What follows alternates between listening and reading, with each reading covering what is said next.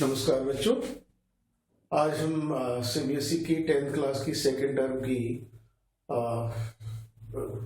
आगे गति ले चलते हैं और इसमें फर्स्ट चैप्टर आपने क्वाड्रेटिक इक्वेशंस कर लिया है सेकेंड टर्म के लिए।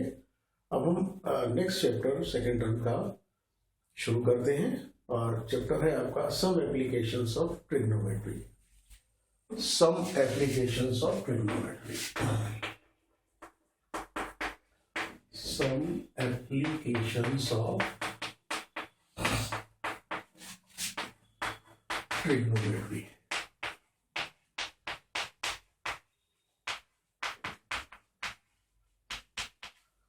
बच्चों, आपको एप्लीकेशंस का अर्थ पता है। एप्लीकेशंस को हम कहते हैं किसी नॉलेज को अप्लाई करना, कुछ और पता करने के लिए। तो सिंपल है। अब आपको ट्रिग्नोमेट्री के कुछ यूजेस देखने हैं, कुछ और पता करने के लिए।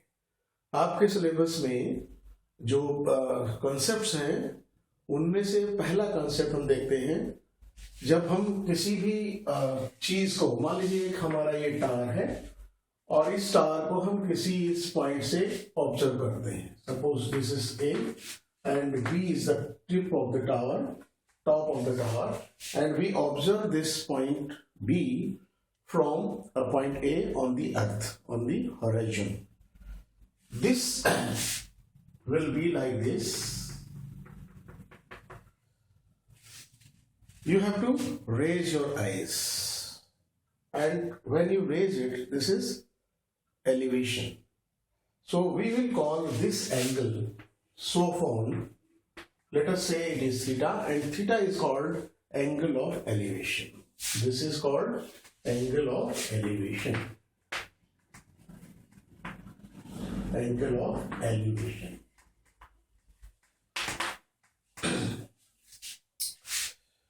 There may be different points on horizon to look at the top. This will again be called angle of elevation. Let us say it is phi.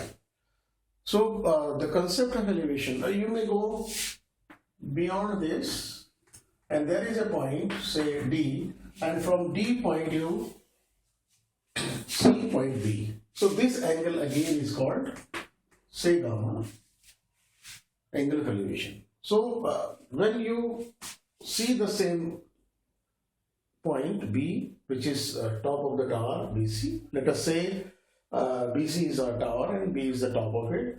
So if you look at it from different points, you will be getting angles of elevation. Elevation मतलब ऊपर उठना। हम आँख को ऐसे से ऐसे करते हैं, तो जब हम ऐसे करते हैं तो एंगल ऑफ एलिवेशन बनता है। ये ध्यान रखिए, एंगल ऑफ एलिवेशन आपको जिस पॉइंट से देख रहे हैं उसी पॉइंट पे मिलेगा। ये थोड़ा सा ध्यान रखने की बात है। आप अगर डी पॉइंट से देख रहे हैं इसको ऊपर, तो आपको डी पॉइंट पर एंगल ऑफ एलिवेशन मिलेगा। अगर आप ए से देख रहे हैं तो ए पॉइंट पर एंगल ऑफ एलिवेशन मिलेगा। आप मान लीजिए के पॉइंट से देख रहे हैं तो के पॉइंट पर एंगल ऑफ एलिवेशन मिलेगा। अब एक स्थिति और आती है, वो स्थिति ये है कि आप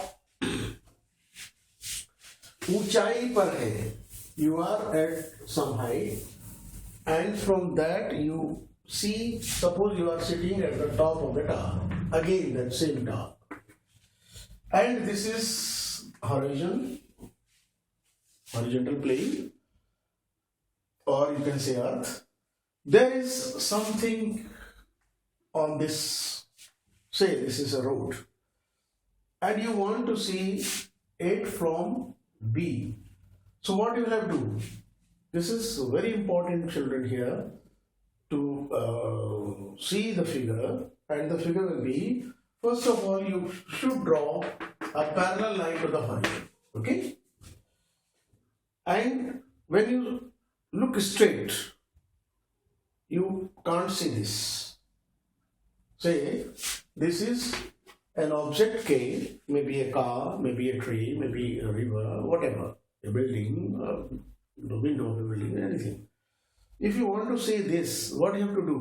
You have to look down like this, and this bending of your sight or eyes from this will become like this. you will make an angle like this, and this angle is called angle of depression. This is called angle of depression.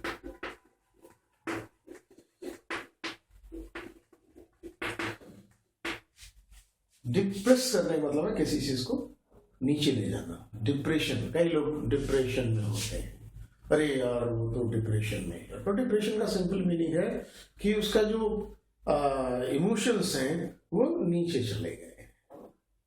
और elevation का मतलब क्या है, ऊपर आ गए. तो elevation depression, elevation depression, ये समझना है. तो जब हम एंगल की बात करते हैं तो इसी को एंगल ऑफ डिप्रेशन कहते हैं. अब मान लीजिए एक ऑब्जेक्ट ये है, एक ऑब्जेक्ट यहां पर भी है, मान लीजिए पी ऑब्जेक्ट. तो इसको भी आप देखेंगे, तो इसको जब आप देखेंगे पी को, तो अगेन आपका एक एंगल ऑफ डिप्रेशन ये बनेगा. देखिए एंगल ऑफ डिप्रेशन आपको हमेशा, ये पैरेलल लाइन हमने इसलिए खींची थी कि एंगल ऑफ डिप्रेशन हमेशा ऊपर बनेगा. ठीक, इस चीज को समझ लीजिए, angle of elevation and angle of depression. अब एक चीज बच्चों कॉमन सी है, मान लीजिए ये दो पैरेलल लाइंस हैं और इसमें मान लीजिए ऐसा कोई एंगल यहां पर बना हुआ है. क्या ये एंगल इसके इक्वल नहीं होगा?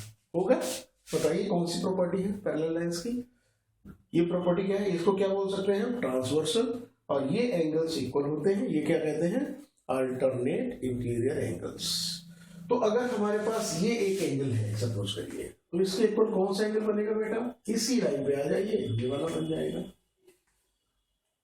ये दोनों एंगल्स इक्वल होंगे. अगर इसको हम थीटा कह रहे हैं तो this will be equal to theta. Suppose हम इसको कर रहे हैं तो इसी लाइन पे आइए आप, जिस लाइन पे एंगल बन रहा है इस पे आइए, और ये एंगल मान लीजिए एंगल ए है, तो this will also be angle A. यहां पर एंगल ऑफ डिप्रेशन को बनाएंगे, लेकिन हम उसको ओरिजिन पे भी ला सकते हैं, क्योंकि हमारे पास पैरेलल लाइंस है ये दोनों, और पैरेलल लाइंस की प्रॉपर्टी हमारे पास है, इंटीरियर जो अल्टरनेट एंगल्स होंगे वो इक्वल होते हैं. तो हम कैलकुलेशन के लिए इसी एंगल को यहाँ पे लिख सकते हैं. ये एंगल ऑफ डिप्रेशन और एंगल ऑफ एलिवेशन की बात कंप्लीट हुई. इसी चीज को हम अप्लाई करेंगे, ट्रिग्नोमेट्री जो हमारी नॉलेज है उसको हम अप्लाई करेंगे और उसमें हम किसी चीज को फाइंड आउट करेंगे. अब देखिए जो हमारी बेसिकली ट्रिग्नोमेट्री की बात जब हम कहते हैं तो हमारे पास ट्रिग्नोमेट्रिक रेशियोज है बेटा. ट्रिग्नोमेट्रिक रेशियोज को आपको अच्छे से समझना है. ट्रिग्नोमेट्रिक रेशियोज आपको याद होगा, ट्रिग्नोमेट्रिक रेशियोज कितने हैं, 6 हैं, 2, 3, 4, 5 और 6. अगर एंगल थीटा है तो हमारे पास एक एंगल ट्रिग्नोमेट्रिक रेशियो होगा थीटा, एक होगा साइन थीटा, ये साइन थीटा है, कॉस थीटा, टेन थीटा, ये आपको पता है ये 3 है, और इसका फिर रेसिप्रोकल है. साइन थीटा का कोसेक थीटा रेसिप्रोकल हो गया, कॉस थीटा का रेसिप्रोकल हो गया सेक थीटा, और टेन थीटा का रेसिप्रोकल हो गया कॉट थीटा. ये 6 ट्रिग्नोमेट्रिक रेशियोज हैं. इसमें जो है आपको साइड्स का रेशियो पता होना चाहिए, तभी आप एप्लीकेशंस ऑफ ट्रिग्नोमेट्री समझ पाएंगे. तो ये आपको पता था, यहाँ पर क्या होता था, P अपॉन हाइपोटेन्यूज, यहाँ पर क्या था P upon hypotenuse, P is perpendicular, H is hypotenuse, और यहाँ पर क्या था P upon B, perpendicular upon base, यहाँ बेस अपॉन हाइपोटेन्यूज है. ये इसका रेसिप्रोकल हो जाएगा तो H अपॉन P बोलेंगे, और ये इसका रेसिप्रोकल हो गया तो H अपॉन B बोलेंगे, और ये इसका रेसिप्रोकल हो गया तो B अपॉन P बोलेंगे. आपने फिगर भी एक देखा था पिछले चैप्टर में. अगर मान लीजिए हम फिगर ये ले लें PBC, और हमारा एंगल मान लीजिए ये थीटा है, तो ये परपेंडिकुलर होगा, ये हाइपोटेन्यूज होगा, और ये बेस होगा. एंगल के सामने वाली साइड परपेंडिकुलर होती है, ये सिंपल है, और जो सबसे बड़ी साइड होती है वो हाइपोटेन्यूज होती है, और जिस पर एंगल है, या ये दो अगर निकाली तो तीसरी साइड बची हुई हमारा बेस होगा. ये आपको इस एप्लीकेशन के लिए समझना होगा और जरूरी होगा. एक चीज और है बेटा, ये जो आपने रेसिप्रोकल्स देखे थे उसमें टेन थीटा को हम साइन थीटा कॉस थीटा में कैसे लिखेंगे, कॉट थीटा को हम कैसे लिखेंगे, साइन थीटा के सॉरी टेन थीटा क्या होगा, sine theta upon cos theta, और टेन थीटा को रेसिप्रोकल में लिखें तो कॉट थीटा होता है, तो इसको लिख देंगे, इसका रेसिप्रोकल कर देंगे, ये टेन थीटा, इसका रेसिप्रोकल हो जाए cos theta upon sine theta. ठीक है, इसे भी हम साइन थीटा में लिख सकते हैं। कॉस थीटा क्या होता है, सॉरी कोसेक थीटा क्या होता है, कोसेक थीटा होता है 1 साइन थीटा, और सेक थीटा होता है हमारा 1 कॉस थीटा। तो ये जो आपके रेशियोज हैं साइन थीटा कॉस थीटा के अलावा 4, इन चारों को हमें साइन थीटा कॉस थीटा के फॉर्म में लिखना आना चाहिए। ये आप बहुत क्लियर कर लीजिए। आज हम अपने वीडियो में इतना ही देखते हैं। कल हम इसके आगे एप्लीकेशंस ऑफ ट्रिग्नोमेट्री की बात करेंगे और ये देखेंगे कि हम कैसे ट्रिग्नोमेट्री की जो आपके ट्रिग्नोमेट्रिक रेशियोज हैं उनको अप्लाई करके किसी भी अननोन चीज को पता कर सकते हैं। यहाँ पर जो अननोन चीजें होंगी बेटा, यहाँ पर केवल पहले इस चैप्टर का नाम हाइट्स एंड डिस्टेंसेस हुआ करता था, यानी कि हम हाइट्स निकालेंगे और डिस्टेंसेस निकालेंगे। हो सकता है एक आध क्वेश्चन इस पर भी हो, ये जो आपकी हाइपोटेन्यूज की लेंथ है इस पर भी क्वेश्चन हो सकता है, लेकिन बेसिकली हमारा होगा हाइट्स एंड डिस्टेंसेस। आज इतना ही, थैंक यू।